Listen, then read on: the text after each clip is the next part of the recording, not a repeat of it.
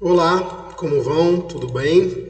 Hoje nós estamos aqui para falar sobre uma situação que tem acometido muitos problemas, muitas pessoas na atualidade, que são as dores de cabeça tensionais. A gente tem percebido, muitas pessoas não conseguem diferenciar o que é uma dor de cabeça tensional do que é uma dor de cabeça neural. E para que vocês fiquem cientes, qual que seria a diferença? Uma dor de cabeça neural é uma dor de cabeça que realmente tem o seu início, o seu cunho no sistema nervoso central. E uma dor de cabeça tensional já é uma situação externa, onde músculos da cabeça e do pescoço afetam diretamente a região da cabeça e da face, provocando tensões, pressão, compressão, e isso gera uma série de situações, inclusive a dor.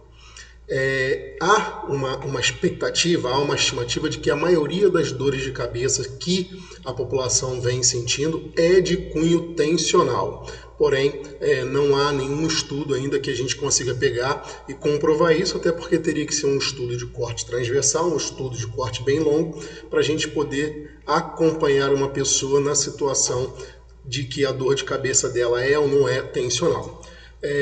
Para que fique bem claro, o que seria uma dor de cabeça neural? Todo mundo já ouviu falar em enxaqueca.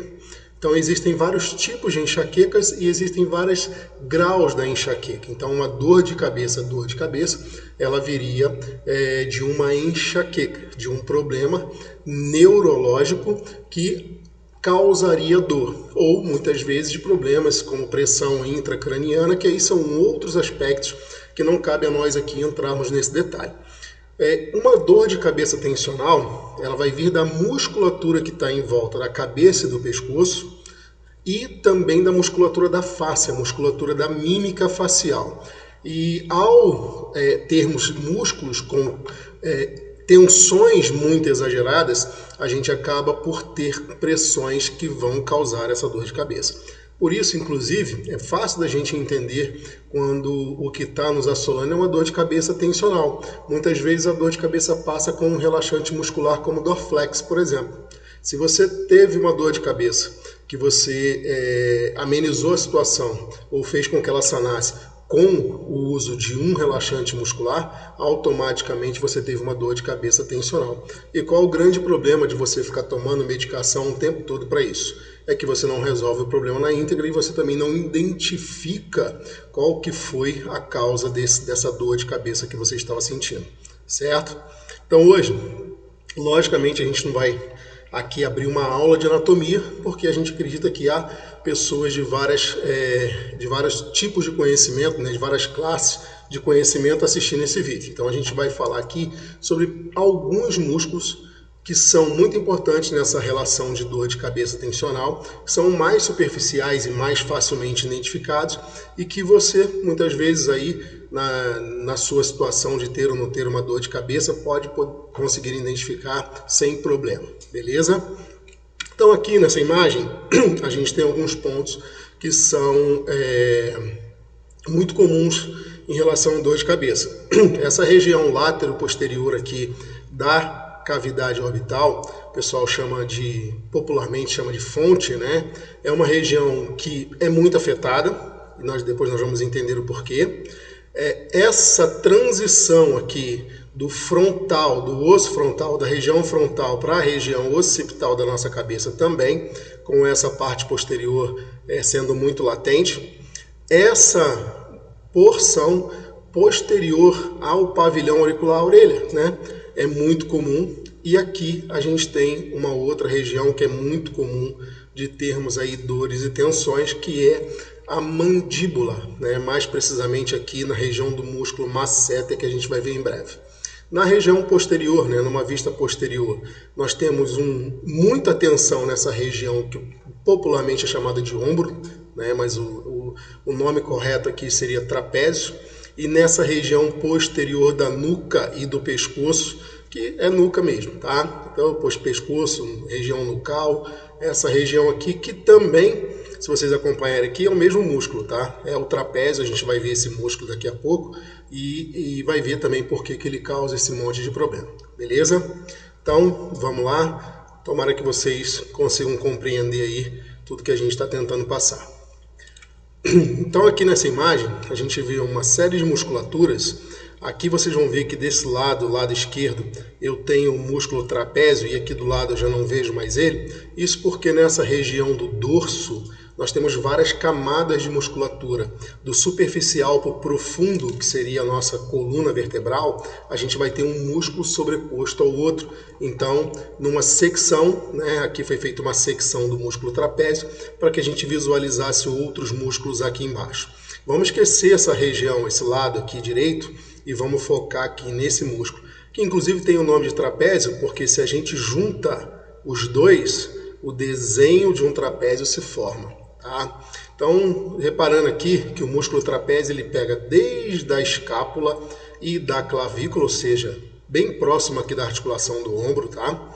Até a vértebra, a 12ª vértebra torácica, ou seja, bem na transição aqui do tórax com a lombar, e ele vem lá da região nucal. E reparem um detalhe interessante, pessoal, ele pega como ponto de fixação, além da nuca, a clavícula e a escápula e aqui essa região lombar, tóraco-lombar, todas as vértebras dessa região cervical e torácica, beleza? Então a gente tem um músculo aqui que é grande e muito influenciador em toda essa região que a gente chama de escápulo torácica cervical, tá? Então toda essa região pode ser afetada pelo músculo trapézio, inclusive a nossa cabeça. O trapézio, é interessante saber, ele não é um músculo que age diretamente na cabeça. Se a gente for pegar um livro de anatomia, por exemplo, a gente vai ver que está lá, dentre as ações dele, movimentos da escápula. Subir a escápula, descer a escápula, lateralizar a escápula, medializar a escápula. Mas então por que a gente está colocando esse músculo aqui? Justamente por conta da relação dele com os outros músculos que a gente tem nessa região. A relação dele com o peitoral, a relação dele com o grande dorsal, a relação dele com músculos do pescoço, o que a gente chama de músculos eretores da cabeça e do pescoço. Nessa relação de tensão, como ele é muito grande, muito forte, se ele tiver tensionado, ele, por consequência de guerra de tensão, ele acaba afetando os músculos que estão próximos a ele, certo? E a gente já sabe que anatomicamente um músculo ele sofre estímulo e ao receber esse estímulo ele entra em contração. Passou esse estímulo, ele cessa. E quando um músculo recebe estímulo, mesmo que seja de outro músculo, ele não consegue compreender essa relação de ter que relaxar. Então, se um músculo está sendo puxado por outro músculo, automaticamente ele também gera uma determinada tensão. E é por isso que o trapézio entra aqui na nossa lista como sendo um dos principais músculos que podem afetar a cabeça. E aí a gente vai ver uma imagem interessante. Essa imagem de angulação da flexão cervical. Numa flexão mais alinhada, com a cabeça, a cervical e a torácica estando em componentes de alinhamento, a gente não tem o trapézio como um mal, mas numa relação de cabeça projetada anteriormente, cabeça protusa, a gente vai ver que o trapézio ele começa a sofrer uma descarga de tensão e automaticamente essa tensão vai passar para uma estrutura que recobre toda a nossa cabeça, todo o nosso crânio, que a gente chama de galha aponeurótica. Beleza? Então, o trapézio, ele sozinho, talvez não criasse nenhum problema, mas ele refletindo a situação da cabeça anteriorizada, começa a gerar tensão e outros músculos vão gerar tensão para compensar o trapézio. E isso aqui é muito mais comum do que a gente imagina e eu acredito que todos vocês devam saber o porquê. Aqui é a relação entre inclinação do pescoço e peso sobre a coluna. Reparem que para cada ângulo, para cada determinada angulação aumentada, a gente vai ter uma maior pressão em quilos que a musculatura antigravitacional de cabeça e pescoço vão ter que suportar. Então, se eu tenho um pescoço em alinhamento, a cabeça, o pescoço e o tórax em alinhamento, a gente tem em torno de 6 kg de carga. Mesmo no grau zero aqui, mesmo no alinhamento zero, a gente ainda teria uma quantidade de carga para suportar. Quando a gente ultrapassa determinado grau de flexão e chega a 15, por exemplo, já dobra. Quando chega a 30, a gente já tem 300% mais e assim sucessivamente. Quando nós chegamos a 60, a quantidade de carga na região cervical chega a 27 quilos. E aqui, pessoal, eu diria que a população hoje ela se encontra dentre os 15 até os 30% normalmente. Temos casos de pessoas com 45 graus de inclinação de cabeça, sim, mas aqui normalmente, comumente a gente encontra pessoas com flexão de cabeça de 15 a 30 graus. Logicamente isso tem gerado uma série de problemas. Então, o trapézio, ele sofre muita dessa ação por conta justamente dessa inclinação que hoje é muito comum. E aí, voltando aqui no nosso slide inicial, a gente percebe que vários pontos do trapézio vão ser afetados por essa situação de cabeça anteriorizada, fletida e anteriorizada. Tá? Então, nós podemos ter pontos de dor na região local, na região superior aqui ao ombro, no próprio ombro e relação de formigamento e fadiga em toda a região do dorso. É muito comum nessa área entre as escápulas as pessoas, o indivíduo, ele acusar desconforto. Beleza?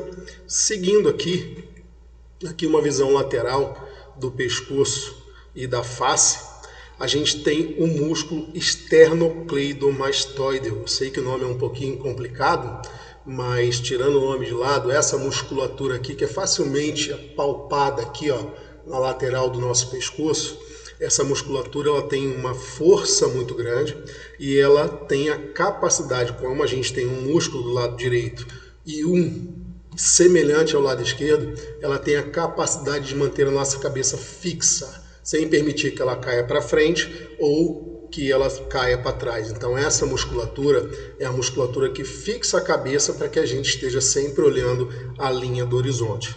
Logicamente, com uma cabeça projetada anteriormente e fletida, essa musculatura vai estar sofrendo sobrecargas e essa sobrecarga vai gerar tensão que a gente visualiza aqui na imagem inicial.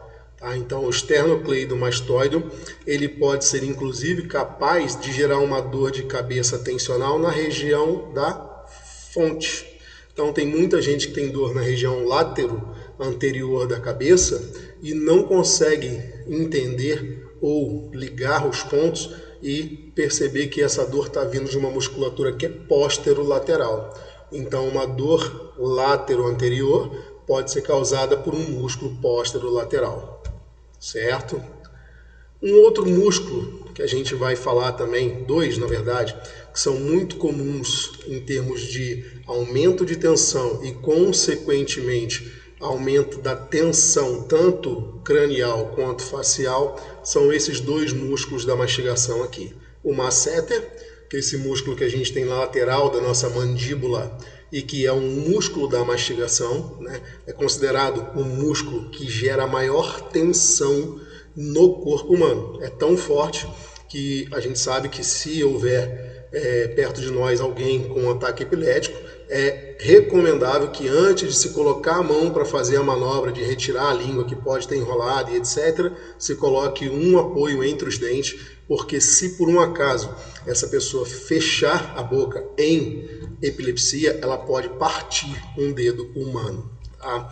Então a gente tem aqui o masseter e junto com ele o músculo temporal, que fica justamente sob a têmpora, né? Nessa região lateral da cabeça. São dois músculos da mastigação e como o temporal e o masseter agem juntos e o temporal pega praticamente toda a região da cabeça, uma parte do anterior do osso frontal, uma parte do lateral, tanto do osso parietal quanto do próprio temporal, e uma parte posterior, bem próximo do posterior do occipital.